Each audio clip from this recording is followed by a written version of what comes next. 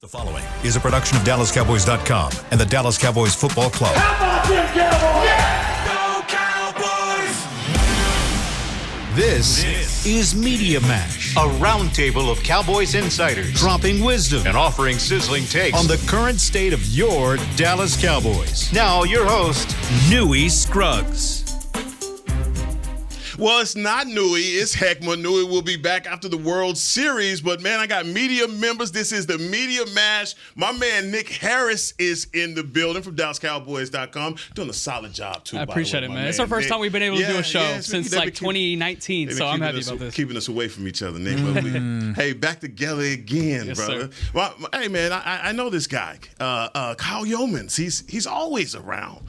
Always around. He does everything around here. It's the first time we've done a show together where you've been the host and I've been the analyst. Let me show you how it's done. I love it. Let me show you how it's done. It's about time. And job's done. And across from me, I got the legend and the GOAT, one Clarence Hill Jr. from the Fort Worth Star-Telegram, who is feeling some kind of way. Feeling some kind of way. As he came in here, his foot was patting like somebody didn't wash the dishes after school. Go ahead and tell him why. Because Nick's in my damn seat, okay? He took my damn seat. We have a hierarchy around here. What's up, man? What's up? You good? I'm going to be good. Okay. I see you came in with the Canada Dry, so I'm trying to figure out if you're nursing something. You good? You know how we drink Canada Dry if something's going wrong. We got a stomach bubble problem. guts. Yeah. Oh, no. Got to settle the bubble guts. No. Not a stomach issue. This is what I chose today at the icebox. You know, I'm old school. Yeah. The icebox in Jerry's in the media room. They got Dr. Pepper. In Jerry's office? Jerry. They got, in the media room, they got Dr. Well, Jerry, you know, he buys all this stuff, you know, for us. But they got Dr. Pepper, they got Pepsi, you know, they got whatever you want. I chose Canada Dry. I like the orange, you know, sun-kissed orange, you know, different things. You got different flavors. Yeah, you go to my grandmother's house, there's 2 liters of Canada Dry all over the place. That's the only, she swears by it. So I'm just saying, I figured something was going on. You're nursing something. No. I like it with my crown every now and then. But I don't have that with me. What? And it's a good combination, Canada Dry and Crown. But yeah, if your children are listening, that's a bad, giving bad examples. But my kids are grown. Hey, mine too, except for 2. But this is the Media Mash, and guys, we have a lot going on. And Clarence, I want to go to something that I saw you tweet, actually. Yeah. This is good. This is actually good. You're talking about quotes from Jerry Jones out at practice. And we talked about this a little bit yesterday about the trade deadline and if he would make a trade. And Jerry said, as you quoted, I don't think that there's anything at a level that we would expect anything. I don't see anything heating up to a level that would cause something to happen. And so, when we talked about that yesterday, about trades, trade deadline, you get there, you go in and you get this direct quote from Jerry Jones. Are you still where you were yesterday on, hey? Well, first of all, let's be honest. I think that let's set the scene. We're at practice. Okay. And Jerry comes over to the media wanting to talk. I think really wanting to set the record straight on where they are with the trade thing, because that's what we talked about. Certainly we're going to ask that question, especially after the stuff he said on the radio on Tuesday. And so we talked, the Ring of Honor and different things. We got into the trade stuff and where they are. And first things first, they have had discussions. They have scouring the market. Let's be honest about that. And what he said was there's nothing that we've dug up that makes anything imminent. As of right now, nothing's going to happen. But he also wanted to make a point that I am willing to trade.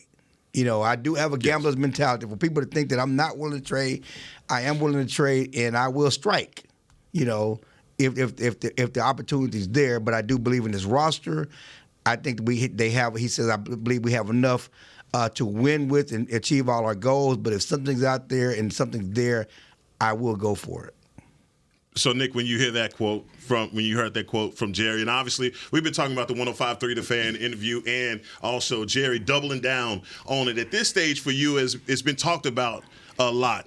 Are you in that same vein of we're going to stay pat, knowing that they are scouring the market and they're looking for someone that's out there? But when Jerry said, I like who we have right now, does that give you confidence going down the road, especially with how tough the schedule is? Yeah, definitely not a ton of confidence, especially when you look at what Philadelphia and San Francisco, the teams like that have been able to make some moves here in the last couple of weeks.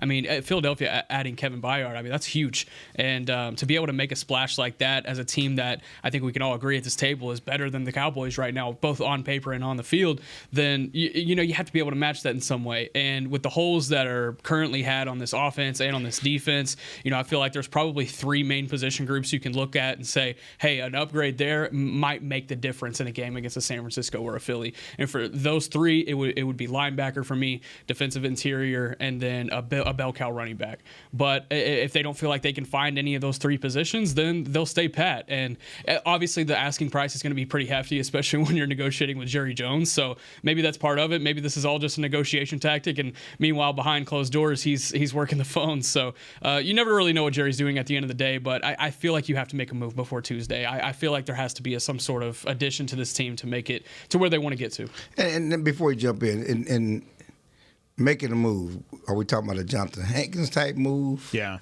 Or something bigger? If I had to give it on like a scale of 1 to 10, something that's at least like a 4 or 5. So a Jonathan Hankins type of move. Exactly. At least put a in Jonathan that's like a Hankins. 5. That's a low level move. Yeah. Yeah, exactly. At least something like that. I don't see a big level move happening. Okay. I think they'll make a move, and I think that's what Jerry's kind of talking about here. He's mentioning the fact that the door is open, but that doesn't mean he's the one that's opening the door or kicking down the door or whatever it may be. He's searching for that opportunity to maybe improve his football team. But you just kind of said something that piqued my interest because you said the 3 different positions. If you're going to go all in to go win a Super Bowl, do you feel like going with each of those 3 positions that are in search of needs or that are lacking in some way to the fact where you have to go and make a move for them? The fact that there are 3 separate positions maybe says that you're not close enough to go and jump all the way in, to go ahead and move it all the way in. Because one move might shore you up at linebacker or it might shore you up at offensive line or interior defensive line, but it's not going to shore you up in all of those different areas. You have to make the move that's going to impact your football team the most without actually hamstringing you in the future at the same time. Yeah, and if you play it right, then you can negate 2 concerns with 2 birds with 1 stone, which would be perfect. A defensive interior lineman or a linebacker that's really good in the run game. So if you have one of those 2 things, maybe it helps kind of parlay the issue with the other one a little bit. So, are those guys possible out there though? That's the biggest thing. Is there anybody out there that's nobody's on the open market right now that could fill in both of those roles because they would have been snagged already?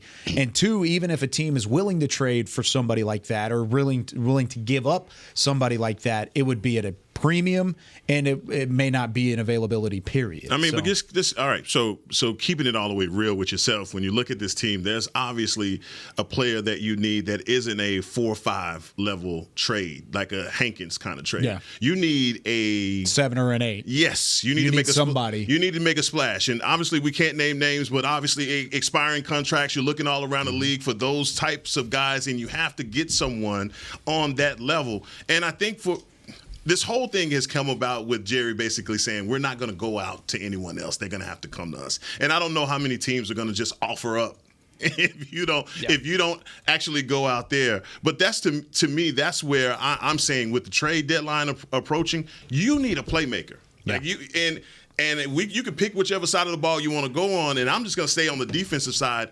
I think you need a piece. Whether it is a linebacker or an interior defensive lineman, you need a guy like Clarence. Do you remember? I guess it was 2 years ago. It was the linebacker for the Chicago Bears, Roquan Smith. Yeah, he's in Baltimore. He's in Baltimore. But when he was there for us to take, and we didn't take him.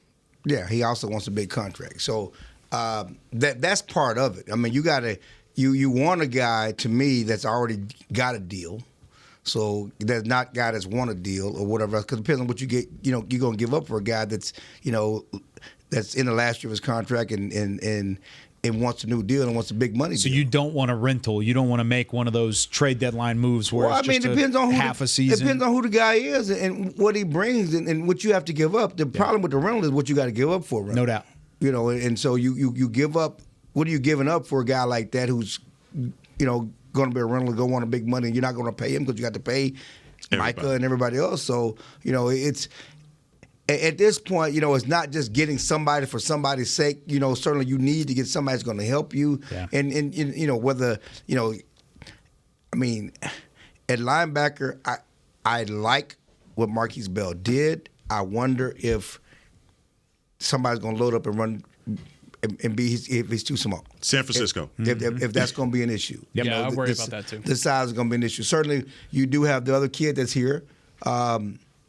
Overshown? No. Rashawn Evans. Rashawn Evans. Yeah. We haven't had a chance to see him play. Yeah. Man, I wish Overshown was here. The more I think about that injury and how much of an impact it would be, he would be the perfect piece to put right in the middle of that defense, especially right now with Leighton Vander Esch, the banged up, Trayvon Diggs out there, and they're having to move pieces around. Let's see what Rashawn Evans does this week. Okay. Maybe he'll get a chance to play. Let's see what he does, how he adds to that linebacker. I mean, he's a veteran. He's a guy knows that's the run. game. He's a run stopper. He's a hitter. He feels some of that stuff, so you don't have to rely so much. And listen, Marquise has played well. You look at the PFF stuff; he's one of the highest rated linebackers. Yes, he is. In the NFL, not just on his team. Certainly the highest rated linebacker on his team. He's third in the league in tackles. He only has one start.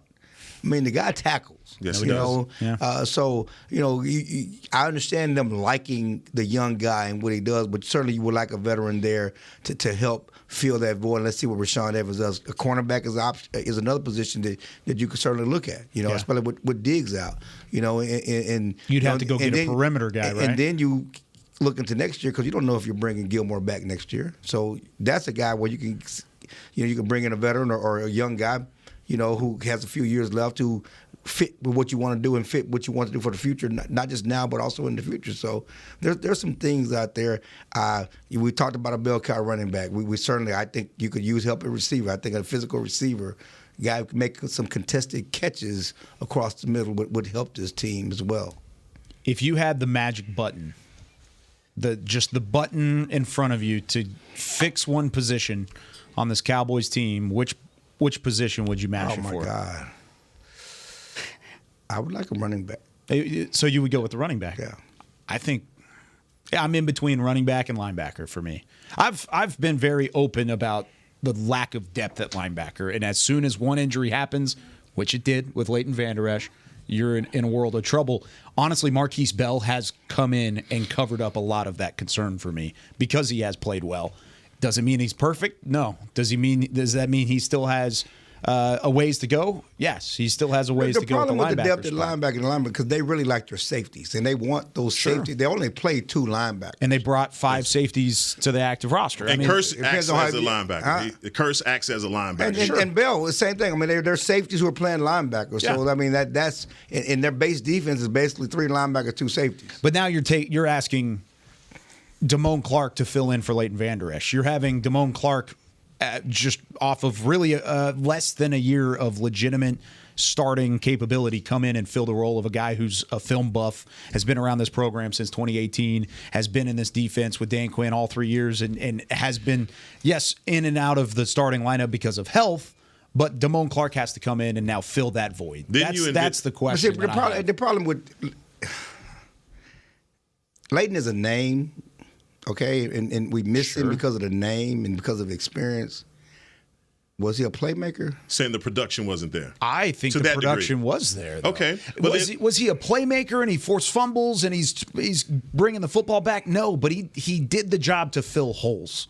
And that's sometimes what you want a middle linebacker to do. You've got playmakers outside of Leighton Vander Esch. He never had to play outside of himself. But he does his job. Yeah, and he does his job just saying as well that. as I mean, anybody. I guess what you're missing right now is the knowledge, and Sure. I think the more they play, they can gain the knowledge. You want playmakers. I mean, it's. And you only have, and I only feel like you have one if you just being honest with yourself. But isn't that what you brought Damone Clark in here for? Sure. Isn't that the role that you envisioned for him? Well, you got him on the cheap. Yeah, true indeed. He was hurt. Same thing Roger Bill Cox for. You can say that for a whole list of linebackers. We brought him in, you got him on the cheap, and thinking they could, play above their draft position. Smith. And because they're there. I mean, they've done that. I mean, I don't, I like Damone Clark, I really do. But was he ready for that step up in his game?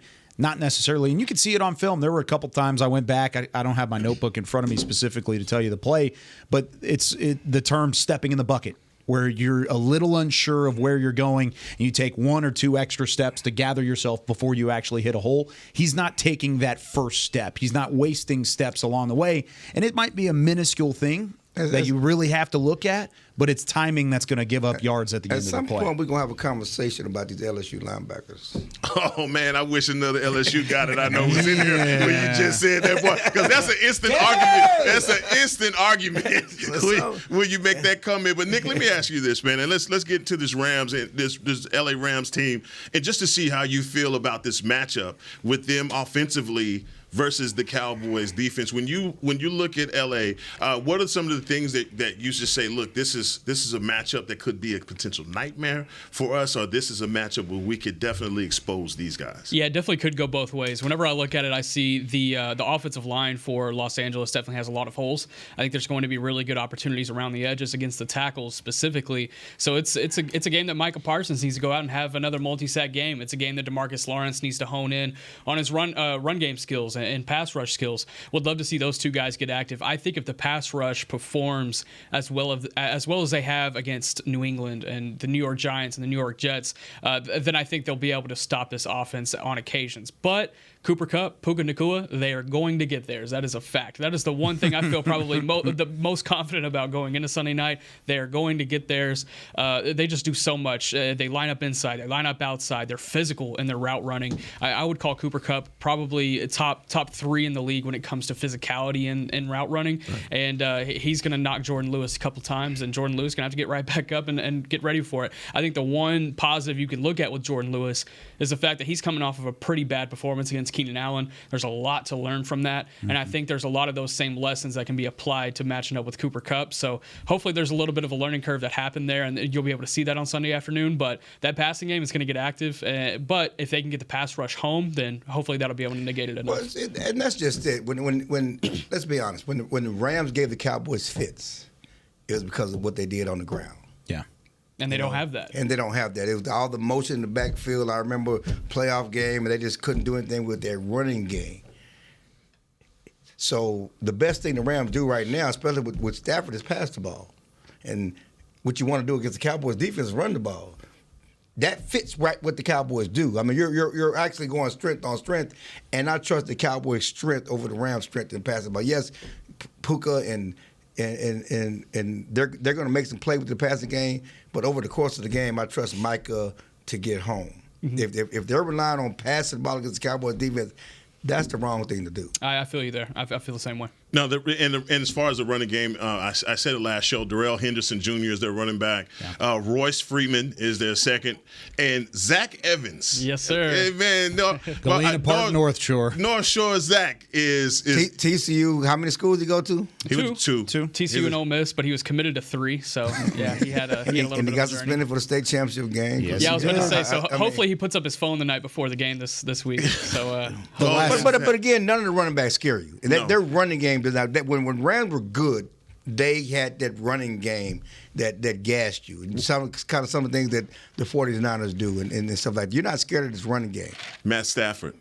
Are you scared of Matt Stafford? No. Not at all. No. Not in the least why bit. should you be? No, I'm just saying he has a 6th-ranked offense. He's got Puka Nacua and also Kupp playing at a high level back from injury. He's 200-yard games back-to-back. That doesn't in any way worry you. I'm more scared of the weapons. It's 3-4. Okay. Yeah, I'm more worried about the weapons and the scheme than I am about Matthew Stafford specifically. He still has the arm to make the throws, but it's the scheme that's getting these guys open, and it's Cooper Kupp and Puka Nacua. The fact that they're kind of a good mix for each other, a good fit for each other, that's what worries me the most. I don't think I'm scared of anyone on that offense, but if I'm concerned about slowing somebody down, it starts with those two guys. No, they got weapons. There's no question about that. But again, it's all about matchups, okay? Yeah.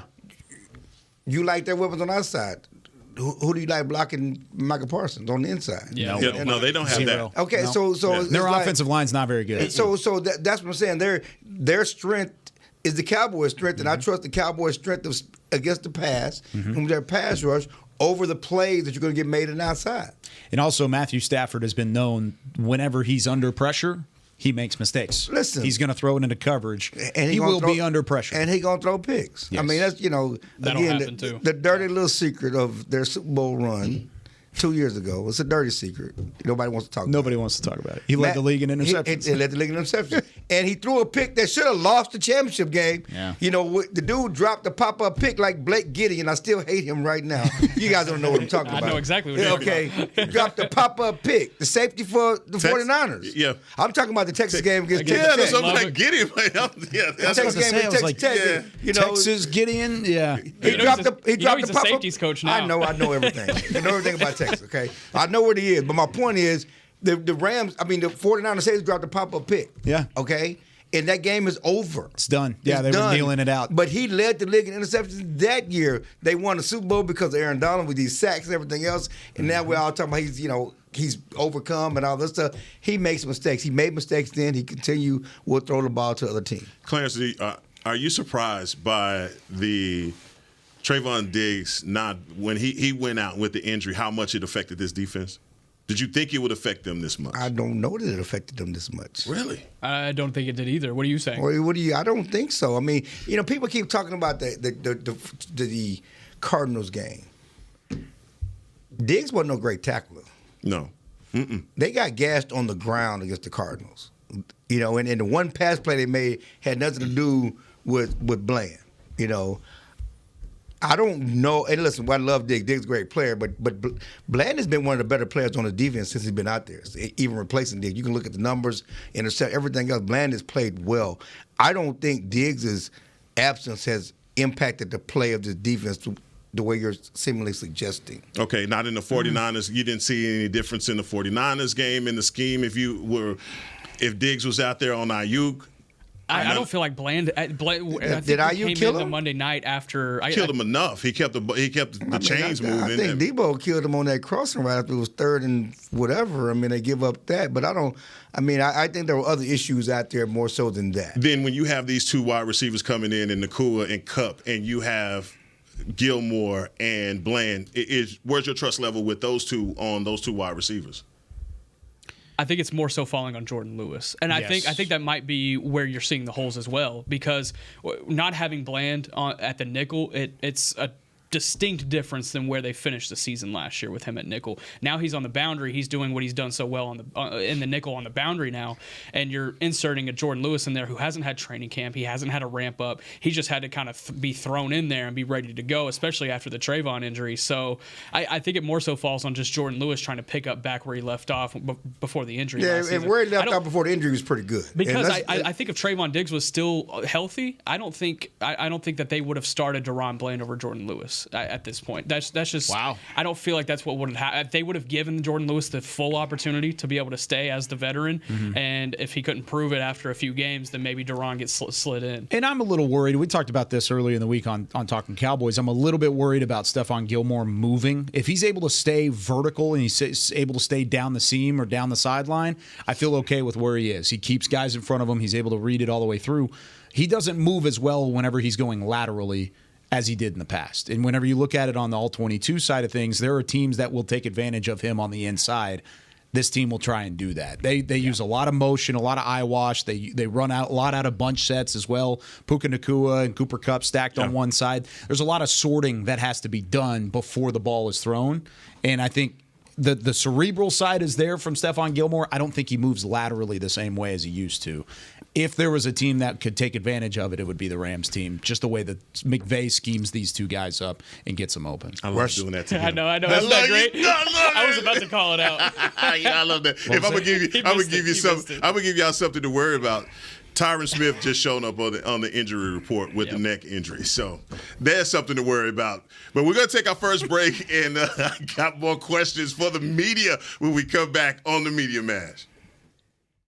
Todd thought it would be secure to jog in the cheetah savanna. Todd believed the big cat repellent he bought online was reliable. And now, Todd is trying to be faster than this cheetah that can run 80 miles per hour. But the good news is, Todd has AT&T 5G that is fast, reliable, and secure. And he learned the best thing to do is stop running and toss her the backpack with the beef stew. AT&T 5G. Fast, reliable, secure. It's not complicated. 5G requires compatible plan and device. 5G may not be available in your area. See att.com/5G for you for details. Don't put off getting your oil changed, Dallas. Take 5 Oil Change, a proud partner of the Cowboys, is faster than you think. There's no appointment needed and no waiting room. Yep, you heard that correctly. Take 5 is so fast, you don't even have to get out of your car. You can take advantage of Take 5's fast, friendly, and simple service at any of their locations across the Dallas area. And remember, at Take 5, you stay in your car because they're faster than you think. Take 5, the official oil change of the Dallas Cowboys. It's the official men's skincare brand of the Dallas Cowboys, Jack Black. And right now, Cowboys fans can get 15% off their $75 order. Plus, because every deal needs a playmaker, your order will include a free 5-piece skincare set and free shipping. The Jack Black Playmaker is 4 of Jack's favorites and a full-sized intense therapy lip balm. Make a play for the Playmaker at getjackblack.com/Cowboys with the code CowboysVIP. That's getjackblack.com/Cowboys with the code CowboysVIP. They say champions are remembered, but legends are never forgotten. United Ag and Turf offers a winning lineup of John Deere equipment built to tackle any challenge on and off the field. Legendary John Deere tractors, combines, residential mowers, commercial mowers, compact construction equipment, Gator utility vehicles, and a full line of golf and sports turf equipment. United Ag and Turf, the official Ag and Turf equipment supplier of the Dallas Cowboys. Visit UnitedAgAndTurf.com to find a location near you. Back to Media Mash. Back here on the Media Mash, talking to the media, all the guys that read it right off, fresh off the press. My man Clarence Hill Jr. in the building. Nick Harris is here. And my man Kyle Yomans is in the building today. Clarence is the press. Oh, absolutely. That's why we direct all the questions to him first. What are you talking about? Clarence is the only man I know that can ask you a bad, just one of those, "Are you ready to die?" questions. and he knows how to word it. I heard Newey Scruggs on 105.3 give you a compliment on how you ask questions, and I thought I was the only one that noticed that. Like, you'll ask this question. You should have. You know what you should have did? You should have went into court reporting. You should have been one of those court. Like, no, this is what I'm telling you. When a guy comes out in handcuffs, Clarence, you should have been that guy standing right there, like, "Man, you ain't pay your child support in 8 years. How'd you think these people gonna let you go?" And you ask the question, and then you turn your head to the side. You left a glove, even if it didn't fit. Like you did it, all right? I mean, how does that feel getting 25 years? Turn your head to the side. It's bigger than me. It's bigger than me. It's bigger than me. That's the right way to look at it. Guys, I've been asking this question. I want to know how y'all feel about it. And I think it's very important when you talk about Mike McCarthy and this offense and Dak, where they are, but especially coming to a matchup versus McVay and Matthew Stafford, a quarterback and head coach that have won a Super Bowl together. What are your thoughts, your feelings on the OC and quarterback, and who do you trust the most in this game? I'm going to give that to Sean McVay. Just with Matthew Stafford coming off of this injury, which when that injury happened last season, a couple weeks into it, I mean, there were rumors about how he might not be able to come back from it. Just him being able to come back from it, I want to applaud him on that. But at the same time, we haven't seen the same Matthew Stafford to the same efficiency. It's a lot more quick game that's been happening so far this season, which is fine. But I think Stafford, he excels most whenever he has that time in the pocket, when he has guys up front that can protect him. He doesn't have the Andrew Whitworths anymore. He doesn't have the guys up front that can give him that clean pocket and let Cooper Kupp and Puka Nacua and those guys really get open and have some opportunities.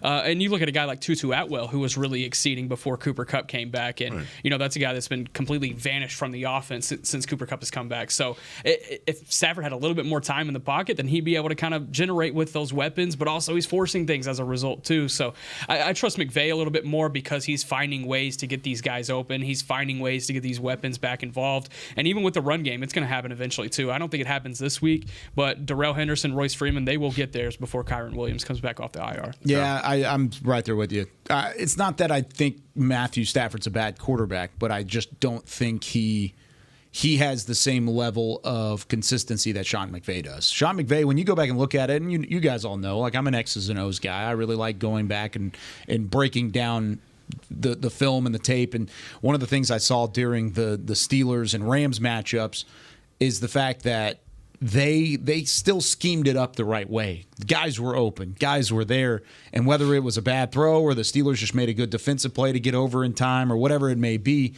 it didn't work out, and they had zero rhythm. I mean, Matthew Stafford finished 14 of 29 passing. That's less than 50%, of course. 230 yards, and he had a pick as well as a touchdown. So it wasn't pretty from a Stafford standpoint, but I thought the scheme was still there. The way they would move over Tutu Atwell, who's kind of their speedster, change of pace, wide receiver, throw him into motion, and then set him into a bunch set with guys and let them run out of that. I really liked what they brought to the table there. So I would trust Sean McVay more so than I would trust Matthew Stafford. But not to say that Matthew Stafford still can't win football games. He can certainly do that if he's put in the right situation. I'm trying to figure out, what's the question again? The question is, who do you trust more, offensive coordinator, quarterback combination between Dallas and the Rams? Yeah, I was trying to figure out.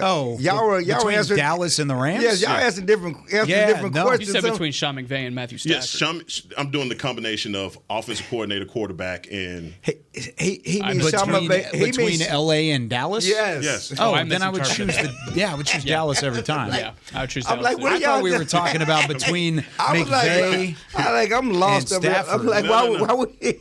No. Why would they pit the quarterback on the team against each other? Yeah. I mean, they go hand in hand. Well, I mean, they do, but there's one that's better than the other. I mean, I understand that, but in this game, the actual question that was asked, Dallas. Give me Dallas. I trust Dallas. You pick Mike McCarthy. Yes. Basically, you're picking Mike McCarthy over Sean McVay. That's what you're doing. I'm picking as offensive coordinator. That's what you're doing. Yeah. Because most people would say Matt Stafford and Dak wasn't what? I think Dak is better than Stafford right this second. How much better, though? Yeah, I'm going Rams here. Significantly. You think? But now that you're saying, but now you're picking McVay over. What you're doing is you're. Do that. Yeah, I don't know if I would do that. I'm changing my mind. I'm sorry. I'm gonna still pick McVay. I'm like, what are y'all doing? Yeah. Where y'all going? I would say this, that I remember when McVay was supposed to take over the league. Y'all remember that? Yes. Mm-hmm. Boy, genius. He did win a Super Bowl. They did win a Super Bowl. The one they played before they lost, he scored like 7 points. Mm-hmm. True. Against the Patriots. Yep. They did win a Super Bowl, but has he taken over the league? No. Has his offense revolutionized the league? Everybody like, this is what's going to be the future. It's been a lot of copycats, carbon copies. Well, because of his assistants. Yes, absolutely. His coaching tree is coaching vast. tree. Yeah. But has he taken over the league? Has any McVay coaching tree won a Super Bowl but him? No. Mm-mm. I don't believe so. No. I think so he got the same amount of Super Bowls as Mike McCarthy's offensive coordinator. Yes, he does.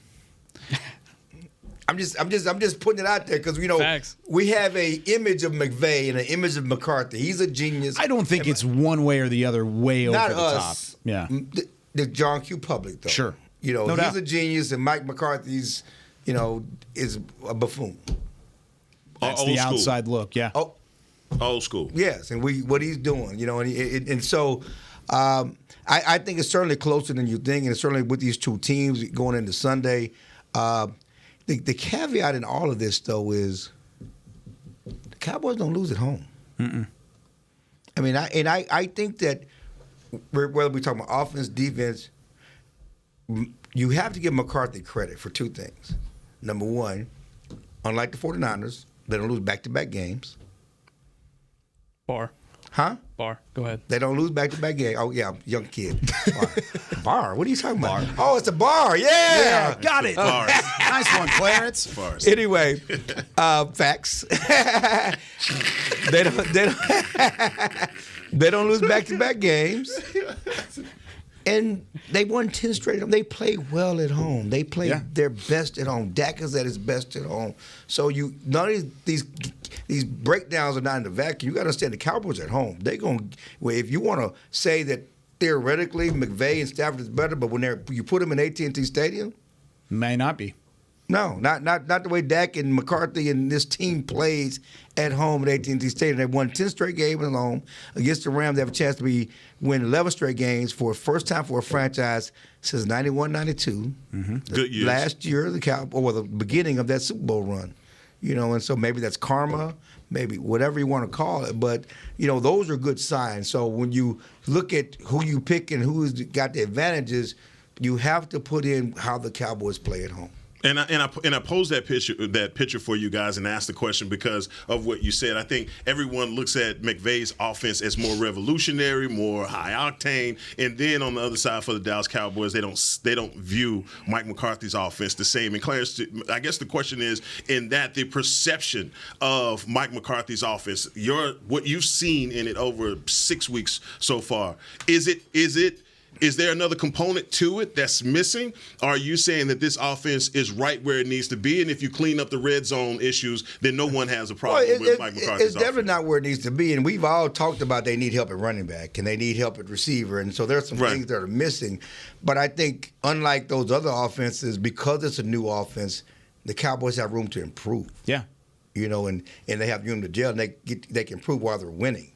And I think this offense is one that's going to get better over the course of the season. Certainly, if the offensive line continues to stay healthy and they gel as the running game, they find some improvement in the running game. I think that's a big part of the problem early on. Is the running game is not what they thought it was going to be, and so once you get Pollard, to continue to improve and get better, get his legs back, get some of those big plays back in the running game, I think the offense will be different. And Dak talked about it today. I asked Dak, because they always say the right things about only run when I need to, and we're gonna put the things. I'm not trying to run. Are you best as dual threat Dak? Is that the best part of your game? He said yes. Mm-hmm. And more importantly, the offense needs me to be that way. I love hearing that. I like the question that was asked too about, is he having fun in this offense? Yeah. And of course he's going to say yes. Yeah. He's not going to say no there. Hell no. Bummer. But the way he answered the question was, I still want to get out and be able to use my legs. It was kind of the back half of the question. Right. He still talked about using that mobility. The reason I still put Sean McVay above Mike McCarthy in this aspect is, from a play calling standpoint here in 2023, is the fact that he's still getting his playmakers in positions to be successful. Because, like you said, there's much to be desired from a wide receiver standpoint. Outside of CeeDee Lamb, Brandon Cooks, Jalen Tolbert, Michael Gallup, you name it, nobody's been there for this team. Tight end-wise, haven't had the same success tight end-wise as you wanted going into the year. And then, of course, Tony Pollard and what you want from the running game. The running game's almost been non-existent, especially over the last 3 games. Sean McVay has 2 receivers right now that are in the top 5 of the NFL in terms of yards per game on average. Cooper Kupp and Puka Nacua. I know Cowboys fans are probably done hearing those 2 names, but he gets them the ball as a play caller. I care about winning. I just want to win. My focus is winning, not being the number 1 offense in the league. I want to protect my damn defense. My focus is on winning, not putting up stats. Yep. And it's not all about stats. They have 3 wins. The Cowboys have 4 wins. There's parts of it. You gonna put the other side over there too? What was it? You gonna put the other side over there? The losses on the other side. They're below 500, and you're 2 games above 500. So it's not the same. It's 3 and 4. It's 3 and 4 and 4 and 2. But that doesn't mean you can't get better on offense, though. No. And the stats tell a story. They don't tell the whole story, but they tell a story. I agree. And that's what Mike McCarthy is missing. And just to peel behind the curtain, I was talking to Brandon Cooks the other day, just kind of off the record after he finished the interview. We're just talking about the offense, and I was asking him about what his offense compared to other offenses he's been in, and he said it was what the Cowboys offense somewhat like New England's, in the past when they ran the ball and it was short throws and all that stuff. And then I asked him, they were talking about, we haven't seen the vertical throws to you, and he said the right thing about trusting the process. Then I asked him, we're doing all these short throws. Did we not expect more wide receiver hitches to you? He looked at me and walked away. Whoa. Okay. Mic drop. He smiled. Mic drop. Bars. Is that even the right place to use that? We'll allow it. But he smiled and he walked away. Because you know what? He's supposed to get some of those hitches. Yeah, he is. And he expected to get more of those hitches. Because, as much as you want to throw vertical him, with his speed, he can catch the short pass and gets. So that's what we haven't seen a lot. And we talked to Mike today, and Mike said that, yes, they made a point to try to get him more involved last week, and they want to continue to get him more involved. Well, this is we getting 16s right now from Clarence, letting us know he gave us the behind the curtains. And when he say behind the curtains, it's exclusive, and we got it here on the Media Mash. But when we come back, I'm going to get some predictions from you guys before y'all get out of here, man. So be thinking about that. Next on the Media Mash. Todd thought it would be secure to jog in the cheetah savanna. Todd believed the big cat repellent he bought online was reliable. And now, Todd is trying to be faster than this cheetah that can run 80 miles per hour. But the good news is, Todd has AT&T 5G that is fast, reliable, and secure. And he learned the best thing to do is stop running and toss her the backpack with the beef stew. AT&T 5G. Fast, reliable, secure. It's not complicated. 5G requires compatible plan and device. 5G may not be available in your area. See att.com/5G for you for details. Cowboys fans, after that move, we've just coined the term Rowdy Replay. Let's roll back the tape. Okay, there's our mascot Rowdy cheering on the boys. And now he's on his phone, on his Bank of America mobile banking app? Staying on top of his finances with his virtual financial assistant, Erica. Bank of America's digital tools are so impressive. Cowboys fans just can't stop banking. Learn more at bankofamerica.com/can't-stop-banking. Erica is only available in the English language. You must download the latest version of the mobile banking app, only available on select mobile devices. Message and data rates may apply. Member FDIC. Welcome back into Dear Doctor, the show where I answer life's questions with an ice-cold can of Dr. Pepper. Sheila, let's hear from our next caller, would you? Dear Doctor, my friend supported me during a tough time, but what's the right gift that says, thanks for being a shoulder to cry on? Okay, this one's easy. I say give her a delicious Dr. Pepper. Nothing says, thanks, girl, better than a one-of-a-kind soda. Yes, any Dr. Pepper flavor will do. Now, just a reminder that I don't need to be a real doctor to know that Dr. Pepper is the one you deserve. They say champions are remembered, but legends are never forgotten. United Ag and Turf offers a winning lineup of John Deere equipment built to tackle any challenge on and off the field. Legendary John Deere tractors, combines, residential mowers, commercial mowers, compact construction equipment, Gator utility vehicles, and a full line of golf and sports turf equipment. United Ag and Turf, the official Ag and Turf equipment supplier of the Dallas Cowboys. Visit UnitedAgAndTurf.com to find a location near you. Back to Media Mash. All right, the Media Mash for the final segment. Clarence Hill Jr. in the building. Kyle Yeomans, Nick Harris is in the building. And guys, I want to get just some Thursday night football predictions for you first. Obviously, Tampa Bay takes on the Buffalo Bills in Buffalo. Just off the top, what do you think about that matchup, Nick? Wow. Buffalo. Buffalo? Yeah. Smack them around? Yeah, I think so. What they do last? So. Who they play last week? They did not perform well last week. They did not perform well, but I think they have a good response on their home field. I feel good about that. Probably plays into your prediction a little bit. The fact that they respond. I think it's tighter than Nick believes, but I still think it's Buffalo. I think it's Buffalo by two scores, like 9. But it's only 2 scores late. Yeah, it's like a field goal and a touchdown late. That's a blowout in the NFL. No, it's not. It'll be a one-possession game until they kick a field goal late. If Vegas got you winning by 9 or 10, that's a big spread. It's killing you. It's a big spread. I'm not Vegas, though. Wait, what does Vegas have? I'm about to pull it up. Okay. I thought it was... Tell them if they cover or not. Can we talk about gambling? We can't. Not officially. Thank you for bringing that up. 9.5. 9.5. That's a big. That's a big spread. I don't think they cover. Yeah. I think it's 9. So who do you got in this game? Oh, I think Bills have to win.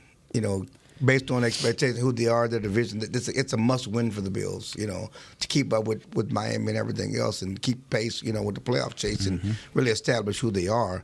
So you know, I've never thought much of Tampa coming into the season with Baker Mayfield at quarterback. I thought they're in a bad division. They surprised teams early, but. That's a bad football team. But you know, Josh Allen, he'll turn into a turnover machine. You know, he'll give it to you now. You know he will. Oh, he's leading the league in turnovers along with Jalen Hurts, but they don't talk about those things. No. That's why I bring it up. That's why I bring it up. But Sunday, 12 p.m. at AT&T. Guys, I want to get thoughts, predictions real quick from you guys before we get out of here. Win or loss, Clarence? What you got? I've already said it. The Cowboys own home field advantage. If you take it to the bank, they should beat the Rams. It's the Rams, dude. Y'all don't even know nothing about that phrase. Us local media, not old school media, not local media.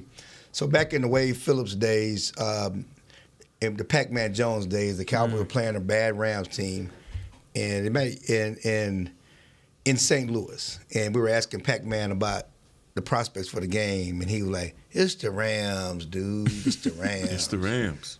Of course. The Rams beat the Cowboys. Yeah, Rams won the game. That's in St. Louis. Rams beat the Cowboys. So it's the Rams. It's the Rams, dude. It's the Rams, dude. The Cowboys should beat the Rams, dude. I feel like there's always something weird with this matchup, like kind of like that, where it's like, man, it's the Rams, and then they get beat, or it's a blowout one way, or I don't know why. It might have been because it was my first show of my current role, but back in 2020, the empty SoFi Stadium, and it was 20-17, just like an ugly, ugly game. I think it'll be weird again this week. I don't think it'll be a straight cut and dry, but I think Dallas wins it. I mean, remember they beat them last year with Cooper at quarterback. Yeah, they did, which was weird in its own right too. The fact that it was Cooper Rush doing what he did. I'm gonna say Cooper Cup. I know. I was like, that's why I said Cooper. 5 sacks. But give me the Cowboys. The Cowboys are the better team, though. And again, they're at home. Yep. They play well at home. Just like they don't lose back-to-back games, they play well at home. This wouldn't shock me if it's one of those games where it's a little sloppy early. Rams get up by like a little bit. And just win the game. Turn it on.